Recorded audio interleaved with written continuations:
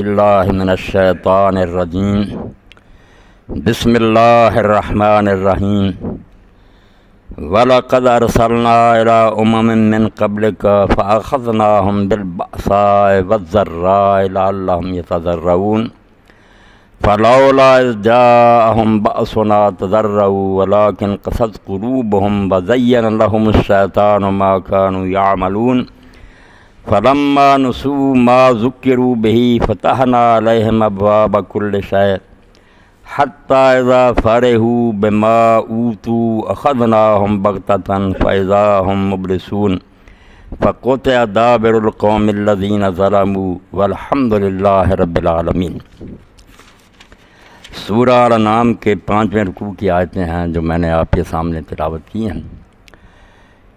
پاکستان پر بلکہ دوسرے ممالک پر بھی جو ان دنوں میں مصیبتیں نازل ہوئی ہیں، اللہ کی طرف سے گرفت ہوئی، بڑی تنبیہیں ہوئیں، اس بارے میں کچھ سوال ذہنوں میں پیدا ہوتے ہیں اہل ایمان کے، جن کے بارے میں چوکنے رہنا بہت ضروری ہے۔ ابلیس کو مصیبتوں کے موقع پر موقع مل جاتا ہے کہ وہ آدمی کے ذہن کو پریشان کرے، عقیدہ توحید اور اللہ تعالیٰ پر ایمان جو ہے نا، اس پر ڈاکہ مارتا ہے۔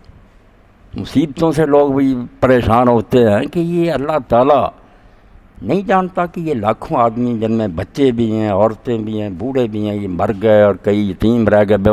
بہت بڑی بات ہے۔ یہ مصائب کے موقع پر مصیبت کو آپ الگ رکھیں کہ مصیبت ہے، اس میں ہمیں مدد کرنی چاہیے، مگر عقیدے کو بچانا چاہیے۔ عقیدے پر شیطان یہ اعتراضات پیدا کرتا ہے کہ اللہ کوئی بلائنڈ پاور ہے، اندھی طاقت ہے، جس کو کوئی پتہ نہیں کہ کتنے لوگ گزر گئے اور کتنی لاشیں خراب ہو رہی ہیں اور کتنے بچے جو ہیں وہ رو رہے ہیں۔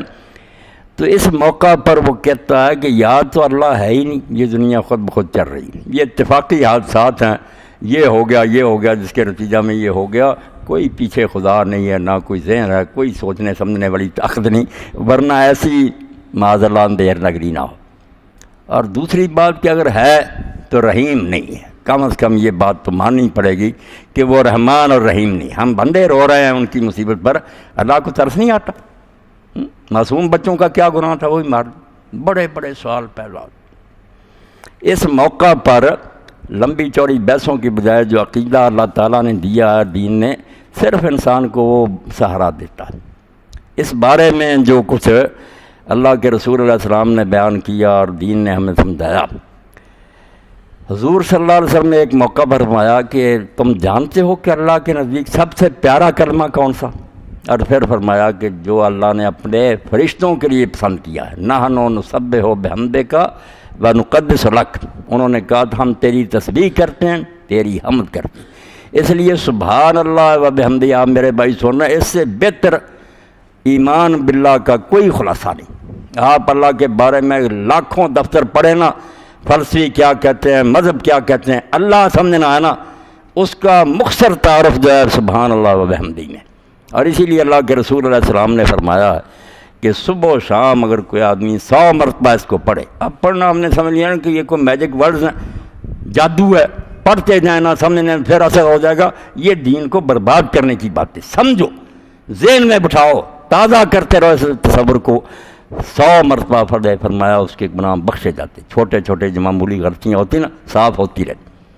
اب سبحان اللہ و بحمدہ میں کیا سمجھایا گیا؟ سبحان اللہ میں یہ سمجھایا کہ جتنے عیب تمہارے ذہن میں آتے ہیں نا کہ یہ بری باتیں ہیں، نقص کی باتیں، وہ اللہ میں نہیں ہوں گے، وہ تمہاری عقل کا فطور ہوگا، کوتا نظری ہوگی، تمہاری سمجھ کی خرابی ہوگی، اللہ میں وہ نہیں ہو سکتی۔ عیب ہو گیا جس میں، وہ اللہ کیوں ہوگا؟ ہم اس کو کیوں مانیں، اس سے کیوں محبت کریں، اس کے سامنے سر کیوں جھکائیں؟ الٹا معاذ ہمیں تو اس پر لعنت کرنی چاہیے۔ ایسا حکمران جو ظالم ہو، بے رحم ہو، کون دل سے اس سے محبت کرتا؟ اور اگر لوگوں کو مجبور کیا جائے محبت کرو، یہ فطرت کے خلاف ہے۔ وہ زبان سے بے شک تعریف کر دیں گے، اندر سے تو اس پر کروڑوں لعنت بھیجیں گے۔ اس لیے اللہ اگر چاہتا ہے مجھ سے محبت کی جائے، والذین آمنوا اشد حبا للہ، قرآن بھرا ہوا کہ سب سے زیادہ محبت کے لائق تو اللہ ہے، ہر قسم کی محبت اس کے لیے ہونی چاہیے۔ رسول علیہ السلام ہیں، ماں باپ ہیں، دوسرے سب کی محبت اس لیے ہے کہ وہ اللہ کے ہیں، ورنہ کسی کی بذات خود کوئی محبت نہیں۔ اللہ کے رسول نہ ہوتا ہے اور قریشی کام تھے، ہم کس قریشی کو مانتے ہیں؟ نہیں، حضور اللہ کے رسول ہونے کی حیثیت میں تو اللہ کی محبت۔ اب محبت اگر وہ مانگتا ہے اور کہتا ہے عبادت بھی ہے غایت الخضوع ملحب، کہ محبت سے انتہائی جھکنا. آپ اگر جھک رہے ہیں کسی فرعون کے سامنے دل سے محبت کی وجہ سے نہیں، وہ عبادت نہیں، وہ صرف ظاہری جھکاؤ ہے. عبادت ہوگی جب آپ غایت محبت کی وجہ سے کہ واہ میں قربان ہوں اس پر، پھر جھکیں، سر جھکائیں، سجدے میں رکھیں. جس کو وہ کہہ دے کہ یہ میرا پتھر ہے آپ اس کو بوسے دیں، کہہ دے میرا گھر ہے آپ اس سے جا کر چمٹیں. محبت، یہ عبادت. محبت مانگتا ہے، عبادت مانگتا تو پھر اس کو عیب سے تو پاک ہونا چاہیے. جو عیب جس میں ہوگا اس سے نہیں انسان محبت کر سکتا. خدا اللہ کی اپنی بنائی فطرت ہے کہ یہ کبھی چیز سے، بری چیز سے بیزار ہوتا ہے، لعنت بھیجتا، اس سے پیار نہیں کر سکتا.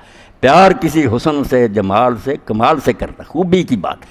تو سبحان اللہ میں یہ تسلی دی گئی کہ لمبی چوڑی بحثیں تو تمہاری سمجھ میں نہیں آئیں گی، اس کائنات کا تم احاطہ نہیں کر سکتے. میرے سامنے ازل سے ابد تک جہان ہے، عرش سے تحت ثری تک ہے. میں نے اس کو دیکھ کر کوئی فیصلہ کرنا ہوتا. تم تھوڑی عقل کے مالک کو چیخ اٹھتے ہو. کوئی ڈاکٹر علاج کر رہا ہے، ہم نہیں جانتے بیماری کو جائیں کو ڈاکٹر تھیٹر میں کیا کر رہا ہے، اس کے ہاتھ کاٹ رہے ہیں، پاؤں کاٹ، ہمیں تو وہ ظالم نظر آئیں گے انسانی دنیا میں. حالانکہ وہ ہو سکتا ہے کسی سے مل جائے، رشوت کھا کر کسی غریب کے ساتھ ظلم بھی کر دے. اللہ کے بارے میں تو یہ ممکن ہی. تو اللہ کے بارے میں سمجھایا گیا کہ جو حکمتیں ہیں نا پوری، یہ تو تم کیا سمجھو گے کہ کیوں ہو رہا ہے. اس کو تو اللہ کے پیغمبر نہیں سمجھ سکے، فرشتے نہیں سمجھ سکے. ان کو بھی کہنا پڑا جب آدم علیہ السلام کی تخلیق کا مرحلہ آیا، فرشتوں سے ذکر کیا، انہوں نے کہا کیا کر رہا ہے تو، یہ فساد کریں. تو اللہ نے کہا انی اعلم ما لا تعلمون، تم نہیں جانتے میں جانتا. تو انہیں بھی کہنا پڑا سبحانک، ہم یہ اقرار کرتے ہیں، مانتے ہیں کہ تو غلط کام نہیں کرتا، تو بے عیب ہے. لا علم لنا الا ما علمتنا، مگر کیا کریں ہمیں پتہ نہیں سوائے اس کے جو تو خود بتائے. ہمارا علم ناقص ہے. انک انت العلیم الحکیم. یہ فرشتوں والی بات ان مصیبتوں کے موقع پر کسی فرد کو پیش آئیں یا قوموں کو، یہی لنگر ہے، ورنہ برباد ہو جائیں گے. زلزلے نے مکان جو گرائے وہ تو ایمان ختم ہو جائیں گے کہ اللہ کے بارے میں غلط تصور. یظنون باللہ ظن الجاہلیہ، اللہ کے بارے میں کفریہ خیال پیدا ہو جائیں گے. بچاتا کیا ہے؟ یہی ایمان کے سبحان اللہ، اللہ میں غلط بات نہیں ہو سکتی، کوئی عیب نہیں ہو سکتا. وب حمدی، اور سارے کمال اس میں. وہ صرف نیگیٹو پہلو تھا کہ اس میں کوئی عیب نہیں ہے. یہ پازیٹیو کیا ہے، کیا پھر خوبیاں ہی خوبیاں، حسن ہی حسن، عیب کوئی نہیں، کمال سارے ہیں. جب ایسا اللہ کیوں مسلمان پریشان ہو؟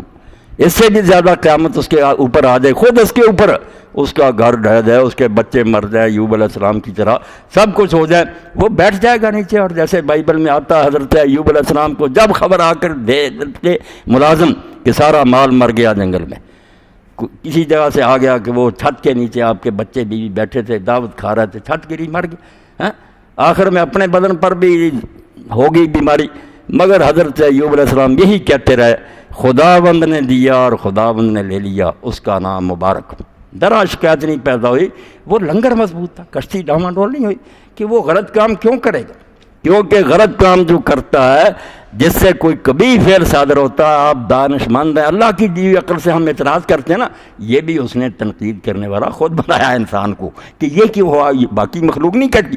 ہم چونکہ اللہ کی طرف سے ایک بہت بڑے عطیہ کے مالک ہیں، ہمیں دانش ملی، ہم کہتے ہیں یہ نہیں ہونا چاہیے، یہ کوئی بڑی بات نہیں.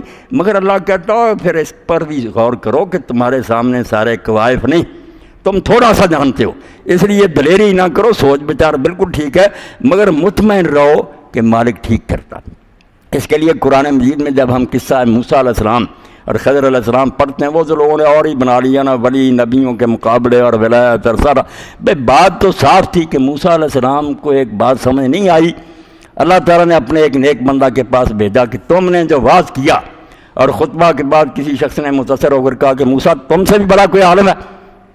اس وقت انہوں نے کہہ دیا نہیں، مجھ سے بڑا کوئی عالم. بات ٹھیک بھی تھی کہ وہ پیغمبر سے اس علاقے کے، مگر اللہ کو یہ بات پسند نہیں آئی کہ کیوں یہ کہا مجھ سے بڑا کوئی عالم.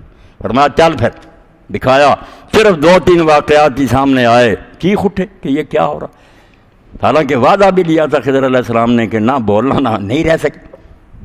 یہ کوتا نظری، مودودی صاحب رحمۃ اللہ نے ایک مضمون اس پر لکھا، وہ تفہیمات نے. ان دنوں میں تو چاہیے وہ نا چھپوا کر تقسیم کیا جائے، بڑا خطرہ ہے. ڈیری اور یہ دانشور جو کہلاتے ہیں نا، بے دین مسلمان کہہ رہے آ جاتے ہیں ٹی وی وغیرہ، یار کوئی نہیں، اتفاقی چیزیں کفر بکتے. دنیا میں کوئی اتفاقی بات نہیں ہوتی، اللہ کی پلاننگ ہوتی ہے، اللہ خود کرتا ہے.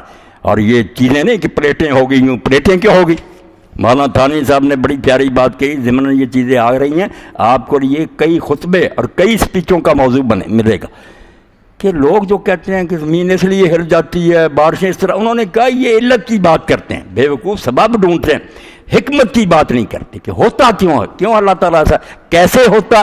یہ تو ہم مانتے ہیں کہ ٹریگر ہوا، گولی نکلی اس آدمی کو مار دیا. تم یہ کہو کہ نالی تھی اس میں گولی تھی، ٹریگر تھا، یہ جو ہے، مگر اس چلانے والے نے چلائی کیوں؟ حکمت تک نہیں جاتے. دین حکمت کی بات کرتا ہے، علت سے بات نہیں کرتا. کہیں نہیں اس نے بحث کی کہ زلزلے جو ہیں کیا ہوتا ہے، اندر لاوا ہوتا ہے، نہیں. لوگ اپنی عقل سمجھ سے خود معلوم کریں، اس سے بحث نہیں. مگر کیوں ہوتا ہے، وہ حالات کیوں پیدا ہوئے اور کس نے پیدا کیا، اس کے اندر حکمت کیا ہے، ریزن، یہ صرف دین بتاتا ہے، حکمت. اب اس کے بارے میں کہ اللہ تعالیٰ غلط کام نہیں کر سکتا، 3-4 باتیں ذہن میں رکھنی چاہیے. سبحان قدوس ماننا ہے، سبحان اللہ و بحمدہ ماننا.